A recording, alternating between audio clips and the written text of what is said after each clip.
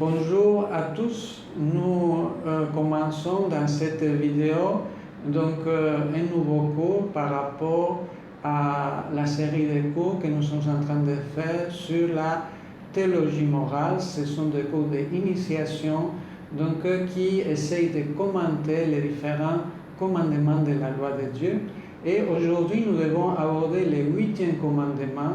C'est le commandement qui va nous montrer quelles doivent être les relations entre nous et la vérité. Nous savons que Dieu, il est vérité, il se définit lui-même de cette manière, et alors ça nous fait comprendre l'importance que cette valeur a pour Dieu.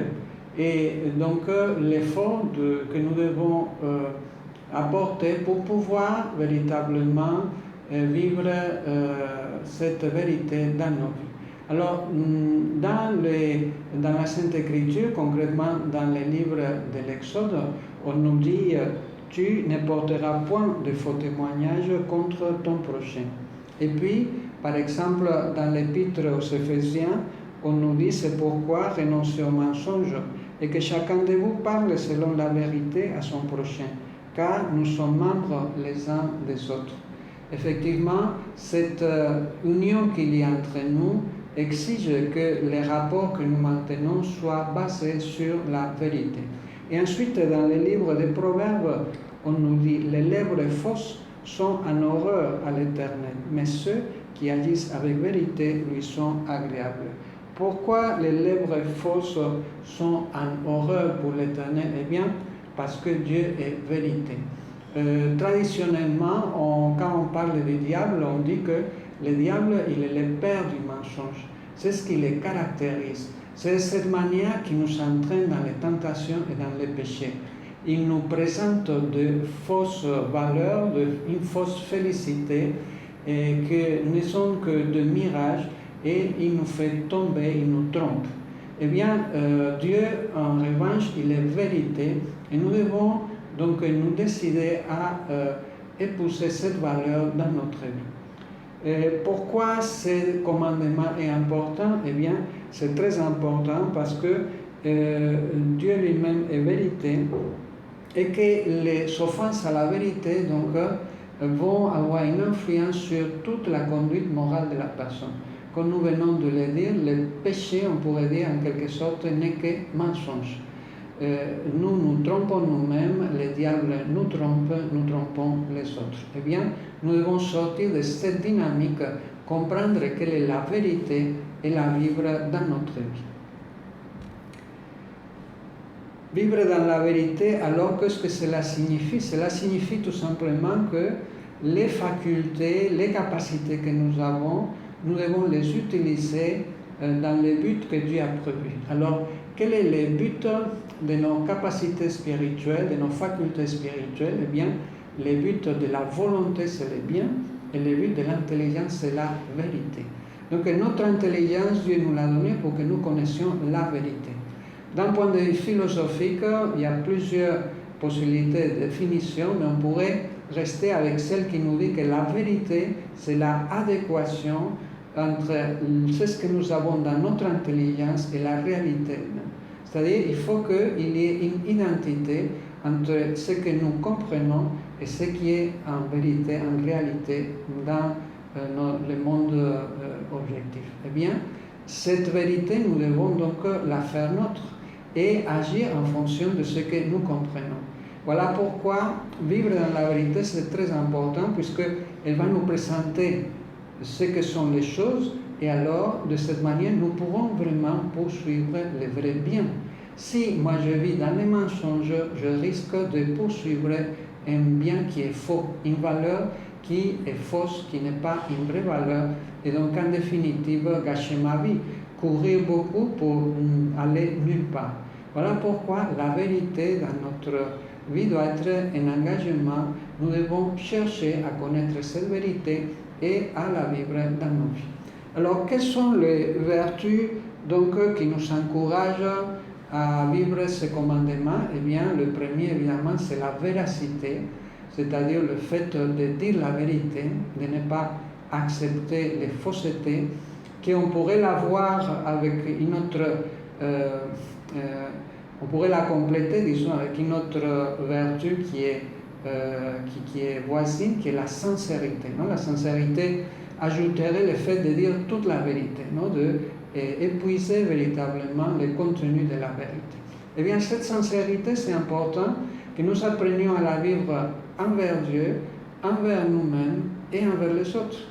Envers Dieu, parce que nos rapports avec le Seigneur doivent être pleins de cette vérité sur qui lui il est et puis qui je suis. Comprendre effectivement quelle est la distance qu'il y a entre moi, la créature, et lui, le créateur. Et en quelque sorte, dans mes relations avec lui, mettre les choses sur la table. Me rendre compte que c'est lui qui est vérité, c'est lui qui peut me dire comment les choses sont en réalité. Ensuite, la sincérité envers nous-mêmes. Parce que par mon égoïsme, par mes intérêts tordus, par ma concupiscence, je peux habiller des vérités, des choses qui sont fausses. Je peux chercher à protéger mes intérêts, on pourrait dire, ou à rester dans les péchés en me donnant des fausses raisons, des raisons fallacieuses qui vont un peu comme me distraire, qui vont empêcher le fait que je fasse vraiment ce que le Seigneur attend de moi. Et puis finalement, évidemment, la vérité envers les autres. La vérité envers les autres, on pourrait dire, fait aussi partie d'un domaine plus vaste qui est la charité. La charité ne peut pas être vécue si je ne suis pas dans la vérité. C'est-à-dire que si je veux collaborer avec les autres, si je veux arriver à tisser des relations solides, si je veux vivre dans la confiance, que les gens puissent avoir confiance en moi et que je puisse avoir confiance chez les autres, que je puisse respecter le respect envers les uns avec les autres, eh bien, tout cela a besoin de vérité. Sans vérité, c'est très difficile de tisser une relation qui soit féconde, qui puisse nous aider à avancer dans notre chemin, dans notre vie. Et dans l'Écriture sainte, on nous enseigne combien c'est important de vivre cette vertu dans la charité. Saint Paul dit dans l'Épître aux Éphésiens, afin que nous ne soyons plus des enfants flottants et emportés ça et là par tout vent de doctrine, par la tromperie des hommes, par le ruse, dans les artifices de l'égarement, mais que, suivant la vérité dans la charité, nous croissions en toutes choses en celui qui est le chef Christ. Eh bien, Saint Paul met l'accent sur cet aspect important, la vérité pour suivre le Christ. Ça veut dire que aussi dans ce qui est le domaine de la doctrine, de la foi, je dois être dans la vérité. Saint Paul met disons, averti aux premiers chrétiens le danger de s'égarer, parce que déjà, dans les premières communautés chrétiennes, il y avait certains qui commençaient à partager des avis, des idées qui n'étaient pas en accord avec la doctrine chrétienne. Donc, cet engagement pour la vérité suppose aussi de notre part l'intérêt pour la formation, l'intérêt pour étudier, pour connaître la vérité de la foi. Ne pas rester superficiel, mais rendre compte que dans le monde actuel, il y a beaucoup d'idées qui circulent, beaucoup de faussetés, beaucoup de fausses doctrines, beaucoup de mirages de toutes sortes. Et alors, disons, ma vie doit se fonder sur la vérité qui se trouve dans le Christ. Voilà pourquoi je dois faire cet effort de formation, de connaître la vérité sur les différents aspects de ma vie. Un autre point important qui concerne vérité et charité serait la correction fraternelle. Effectivement, il est important que nous puissions aider les personnes qui sont autour de nous, et parfois pour pouvoir les aider, il faut les corriger.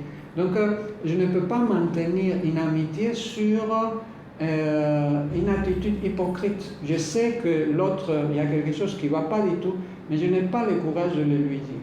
Eh bien, il faut savoir dire la vérité. Évidemment, après, il faudra aussi agir avec prudence. La prudence, c'est la vertu qui nous aide à bien faire le bien. Donc, ça ne veut pas dire que toute vérité doit être dite tout de suite. Et ça veut dire que je devrais réfléchir à comment le dire, à quel moment, de quelle manière. Est-ce que moi je suis la personne indiquée? Est-ce qu'on peut faire avancer cette personne vers la vérité peu à peu, etc. C'est-à-dire qu'il y a beaucoup de possibilités pour aborder ce problème, Mais ce qui est sûr, c'est que notre amour envers la vérité doit nous amener à pouvoir parler avec les personnes avec charité, mais aussi en sachant appeler les choses par leur nom afin qu'ils puissent s'améliorer. Eh bien, une autre vertu qui est proche, dont ce commandement nous encourage, c'est la simplicité. Effectivement, l'attitude compliquée, la personne qui porte des masques, on pourrait dire, qui agit de manière différente selon l'ambiance dans laquelle il se trouve, qui se manifeste chrétien dans certains environnements, dans d'autres il laisse son christianisme accroché quelque part dans un placard, qui peut-être agit de manière différente quand il est en famille que quand il est au bureau ou au maquis, qui a donc une attitude double, fourbe, on pourrait dire qu'on ne sait pas exactement par où il va, qu'est-ce qu'il veut. Bien, cette attitude est en opposition avec l'esprit chrétien. La simplicité signifie que je manifeste avec naturel l'intention de ma conduite. Et cette simplicité surgit en fait de l'amour envers la vérité et aussi de l'amour envers les autres, parce que je suis en train de donner le vrai message, un message vrai quand j'agis, quand je parle, quand je entre en relation avec les autres. Sincérité et humilité sont très liées, parce que on pourrait bien dire que l'humilité, ce n'est en fait que aimer la vérité sur ce que je suis. Je suis humble quand je reconnais ce que je suis. Humble, ça ne veut pas dire être effacé ou être pusillanime, ne pas avoir de courage, ne pas avoir de force. Non, ce n'est pas ça l'humilité. L'humilité, c'est le fait d'être dans la vérité. Être dans la vérité signifie quoi? Que j'accepte les choses telles qu'elles sont, et si je suis un pécheur, je suis un pécheur, mais si je suis numéro 1 de l'ATP professionnel de tennis, mais je suis le numéro 1, seulement la vérité va me faire comprendre que si je tape bien à la raquette, ce n'est pas parce que je suis très fort, c'est parce que Dieu m'a donné cette qualité. Je ne vais pas m'approprier de cette qualité, et c'est ça le mensonge. L'orgueil, c'est la personne qui s'approprie des choses qui ne sont pas à lui. L'humilité nous fait comprendre que c'est Dieu qui nous a donné les choses, donc toute louange, tout remerciement doit lui être adressé. Eh bien, nous pouvons aussi souligner l'importance de rendre témoignage à la vérité, d'être des personnes qui savent défendre la vérité. Et cela peut s'avérer particulièrement difficile quand les persécutions commencent. Ce qui est arrivé chez les premiers chrétiens, que pour rendre témoignage de la vérité, ils ont dû offrir leur vie à Dieu, ils ont été martyrisés. Eh bien, dans notre époque, cela est rare, mais parfois il se peut que dans les cercles de nos amis, dans notre famille, autour de nous, quelquefois ce ne soit pas facile de défendre la vérité. Eh bien, nous devons prendre cet engagement. Si je suis chrétien, je dois être une personne qui sait dire la vérité, qui sait la défendre, qui sait témoigner de cette vérité devant les hommes. Le Seigneur nous dit dans l'Évangile, celui qui me reniera devant les hommes, à mon tour, je les renierai devant mon Père qui est aux cieux. Donc, nous devons avoir ce courage, et nous savons que les martyrs, c'est le suprême témoignage. Habituellement, le Seigneur ne nous demandera pas ce genre de choses, mais parfois, il peut y avoir comme des petites martyrs, de petits martyrs, et nous ne devons jamais agir pour le peur de quand dira-t-on, qu'est-ce que les gens vont penser, qu'est-ce que les gens vont dire. Nous devons agir face à Dieu en aimant la vérité. Nous pouvons donc passer maintenant aux offenses contre la vérité. Évidemment, le premier péché, c'est le mensonge. Non? Alors, à quoi consiste le mensonge? Eh bien, le mensonge consiste à dire le faux avec l'intention de tromper. Dans l'évangile de Saint Jean, nous pouvons lire la chose suivante. vous avez pour père le diable. Il n'y a pas de vérité en lui. Quand il dit ces mensonges, il les tire de son propre fond, parce qu'il est menteur et père du mensonge. Eh bien, nous ne devons pas donc nous associer au diable. Nous devons nous décider à dire la vérité. Cette vérité, parfois, peut être difficile à dire, parce que nous n'aimons pas que les autres connaissent nos erreurs, parce que nous voulons nous tirer d'affaire, parce que nous voulons donner une bonne impression, parce que nous voulons faire à notre tête, etc.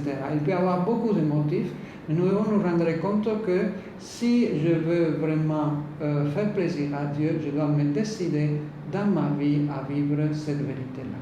Alors, quelle est la gravité de ce péché? Eh bien, la gravité dépendra de certaines circonstances. Habituellement, le mensonge est un péché véniel, mais si les conséquences de mon mensonge sont graves, ou si les circonstances autres font que ce mensonge devient quelque chose d'important, alors le péché peut devenir grave. Donc, je dois réfléchir, par exemple, si je donne de fausses informations à un client, par exemple, ça peut devenir grave si les préjudices qui vont occasionner à ce client sont graves.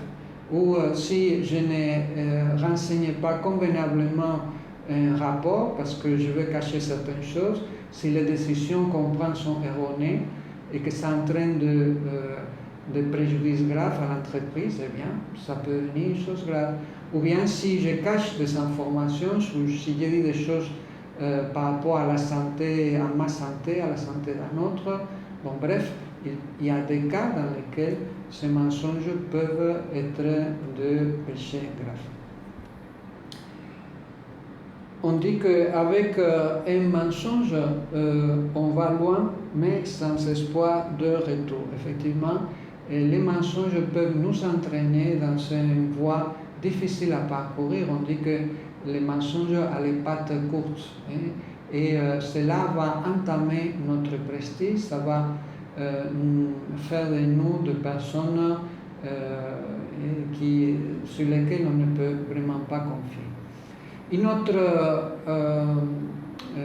péché ou attitude négative, c'est le bavardage. Non? La personne qui, ce qu'on appelle la verbosité, non?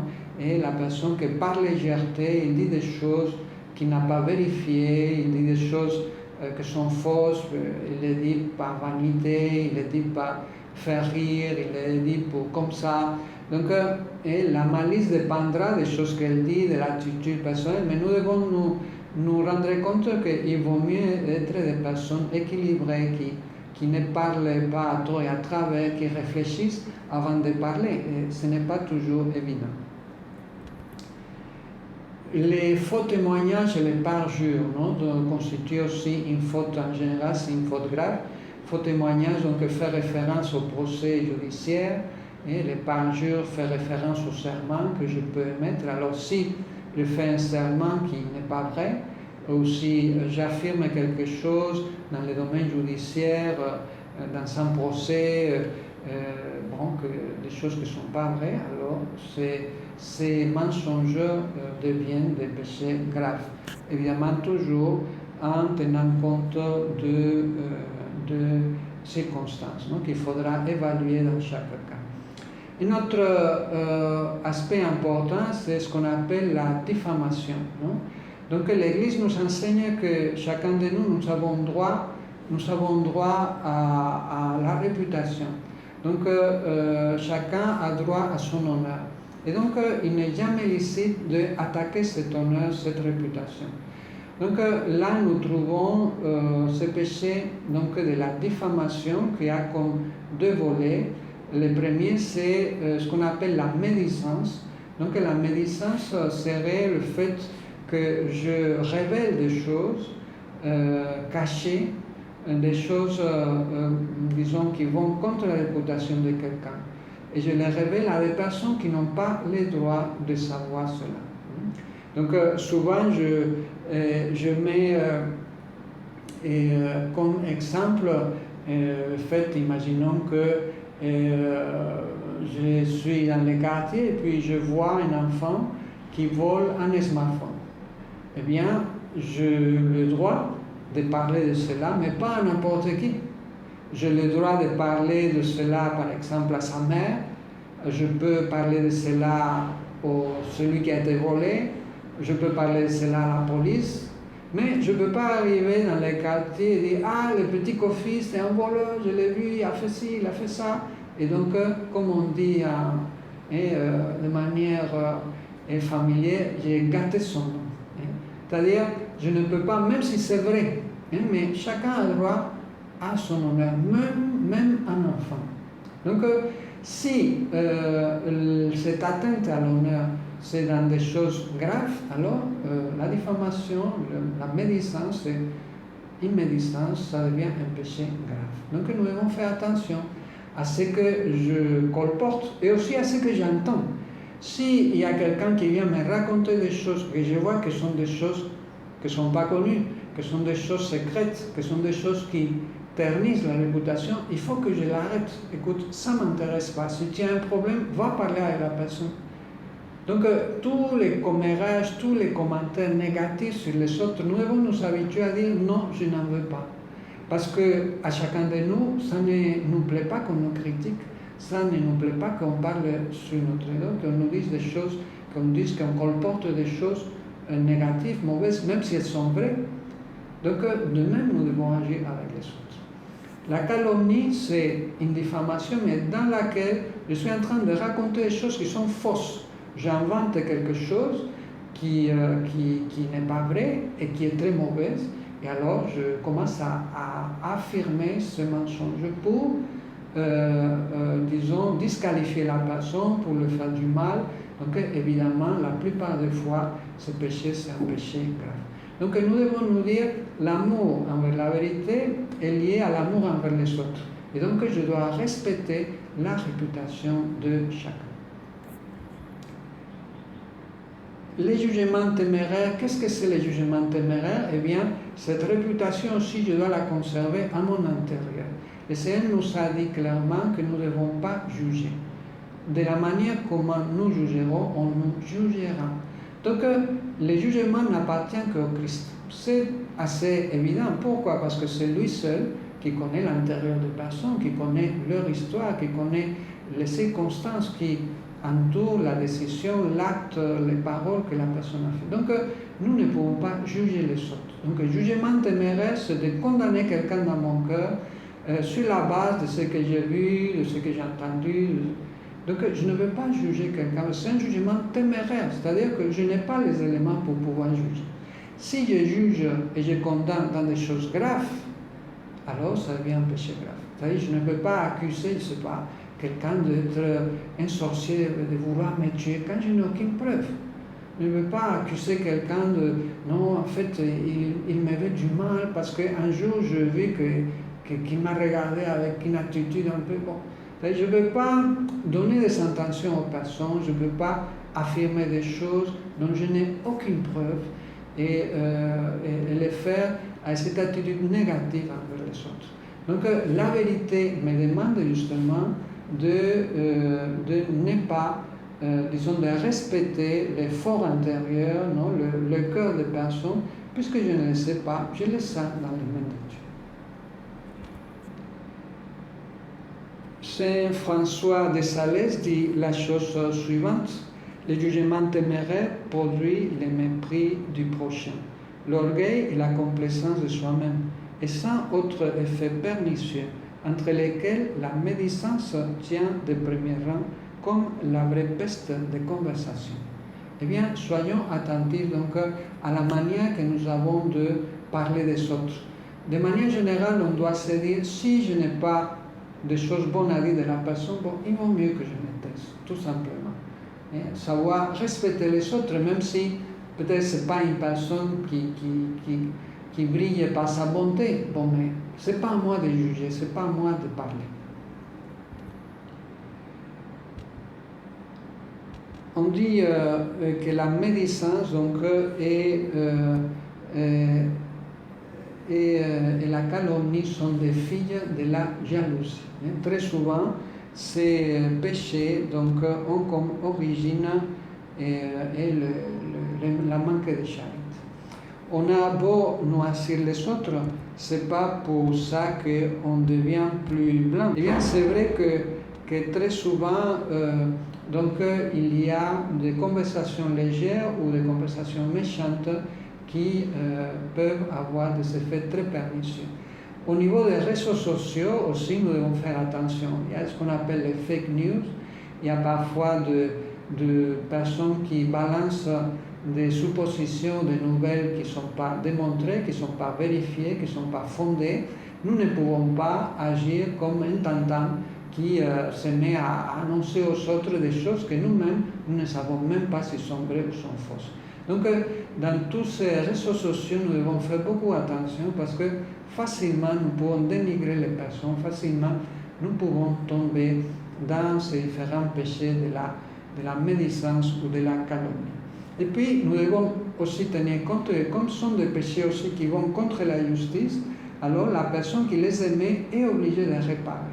Par exemple, si j'ai dit des choses mauvaises contre quelqu'un et que j'ai terni la réputation de cette personne, alors dans le même contexte, je suis obligé à rétablir la réputation de la personne. Si j'ai écrit dans un journal et que je fais ça, c'est dans le journal que je devrais le faire. Si je le fais à la télé, c'est à la télé. Si c'est sur un réseau social, c'est là où si c'est dans mon bureau, je devrais là, aux mêmes personnes auxquelles je mal parlé de quelqu'un, alors je devrais rétablir la réputation. Si ce sont des choses qui sont vraies, c'est-à-dire qu'il s'agit d'une médisance, alors je ne pourrais pas dire que le vrai est faux, mais alors j'insisterai sur les vertus, sur les bonnes choses de la personne, j'essaierai de minimiser ce que j'ai dit afin de pouvoir redorer l'image de la personne. Eh bien, nous finissons ces commandements avec l'adulation. Si l'adulation, dans ce qui comporte des mensonges, c'est quelque chose que nous devons éviter. Évidemment, il faut distinguer l'adulation de ce qui est l'encouragement. Non? Un encouragement sain à notre enfant, à notre collaborateur, à un travailleur quelconque, ce n'est pas mauvais. L'adulation comporte une intention qui n'est pas droite. Je vais tirer des bénéfices de la personne, c'est pourquoi je lui dis de belles choses, de compliments. C'est-à-dire il y a toujours une attitude fourbe, non? Une attitude négative derrière. Donc cela, nous devons complètement l'éviter. Nous devons plutôt encourager les autres avec sincérité, de manière à ce que les rapports avec les autres, la vie avec les autres, puissent être tels que le Seigneur le fait. Eh bien, nous finissons avec ce péché. Et donc, je vous encourage à réfléchir sur ces différents aspects de la vérité pour que chacun de nous puisse voir dans sa vie de quelle manière il peut mieux vivre ces commandements. Eh bien, nous continuerons avec les derniers commandements dans la prochaine occasion. Alors, à bientôt. Au revoir.